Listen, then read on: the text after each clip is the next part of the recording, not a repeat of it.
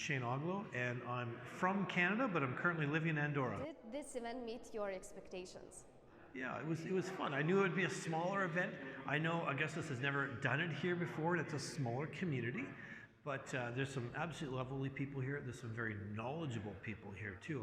I was really shocked at the level of knowledge and even just the drive to succeed for a lot of people here. It's very high. They're not treating this as a joke. This business, they're doing it. They're very, very serious, and that's great to see.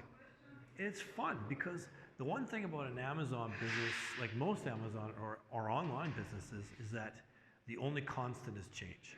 So, you know, you can say you were an expert at an online business 10 years ago, but that actually doesn't mean anything because it changes so much. It can change in 6 months.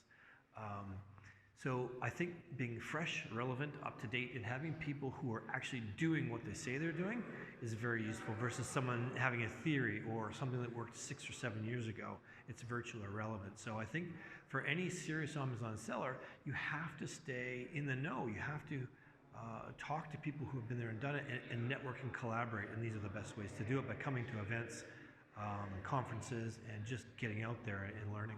Every time I come to an event, you always meet new and interesting people. And the great thing about business online and Amazon in particular, and something I always talk about, is there's more than one way to skin a cat. There's not one way you absolutely have to do things. There's many different ways, and it depends upon your goals. It depends on the person. So it's lovely to meet people who have a different approach. You know, maybe someone came from a different background. They were an accountant.